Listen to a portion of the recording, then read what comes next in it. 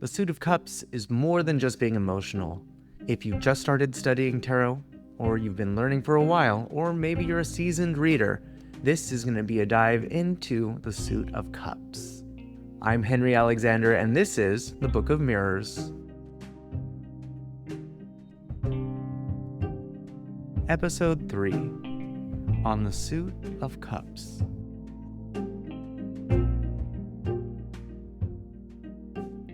In our last episode, we explored 5 different theories that seek to explain the suits of the minor arcana. We applied those theories to the Suit of Pentacles, but this time, we're going to go ahead and explore the Suit of Cups. Cups are commonly interpreted as having to do with emotion, intuition, and love. But we know there's a lot more than just that. We'll apply our same 5 theories that we've covered previously to the Suit of Cups. We'll look at things from the psyche all the way to the cosmos. Our first theory is the psychological theory. Through this lens, cups don't just correspond with emotions, but they also correspond with our own vulnerability. The vulnerability that's necessary in building relationships with other people. Not only do relationships require vulnerability, but they also require emotional intelligence.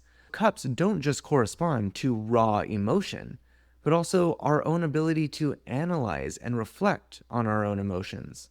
In some ways, you can think of cups as your sign to stop and look within. This theory is explored in more depth in the Therapy Chat podcast and the Archetypal Tarot podcast.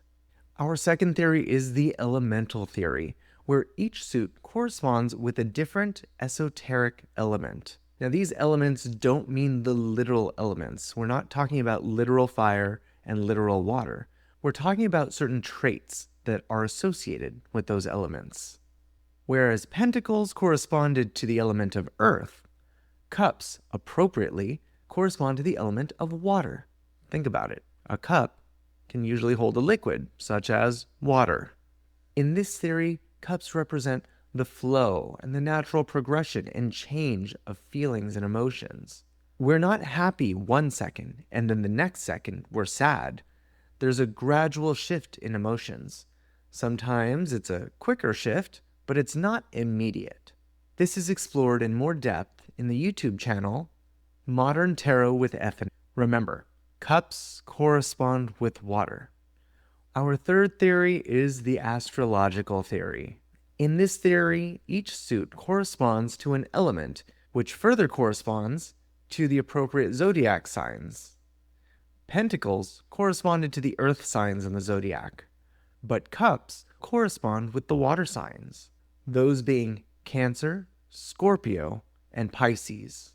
When we use this system, we'll typically match cards with different traits which correspond with the zodiac signs. We could think of cards in the cup suit as having to do with a nurturing nature, or maybe dreamy idealism, or emotional mystery or danger. This is discussed in much more depth, pun intended, on the Astrology podcast. You'll also find more information on this in Astrology with Heather. When you start going through all the cards in the cup suit, you'll start to notice these correspondences between traits of the zodiac and certain cards. It starts to become second nature when you see a card, and then you start describing the zodiac sign. Before we continue to our next theory, if you're enjoying this episode, please like, share, subscribe, leave a comment. And you can find a full reference list at bookofmirrorspc.com. Now, our fourth theory is the alchemical theory. Again, alchemy in modern day doesn't refer to the literal changing of lead to gold. Instead, it's used as a metaphor for improving oneself, taking something crude and basic, our lead self, and improving it until it becomes as perfect as it can be, our gold self. This process goes through in stages, and cups corresponds to the stage of dissolution. This stage is when we dissolve the substance in water. This represents a stage of letting go, or it can be a stage of merging into togetherness, oneness, into yourself. Regardless, this is a quest, this is a journey, but it's an emotional one. It's one where we have to allow ourselves to feel our feelings, to reflect on them, and to ask ourselves why we feel the way we do about certain things. Only when we put ourselves under the microscope can we grow and get closer to our gold self. Now, the last theory is the social class theory. In this theory, cups corresponds to the clergy or the spiritual class. If you think of the clergy as being someone who must temper, understand, and work with their own emotions and beliefs, you could think of this as the Buddha's journey, as he strove to deal with his own feelings, temptations, and longings, trying to find contentment within himself. It's that loss that we feel, seeking divine connection, only to realize upon reflection that the divine is within ourselves the entire time. Which of these theories resonates most with you? Remember, cups are not just about feelings, about being sad or being happy. It's about the change of state, the constant flow that we go through. Water is adaptable. It changes shape to match whatever container it's in.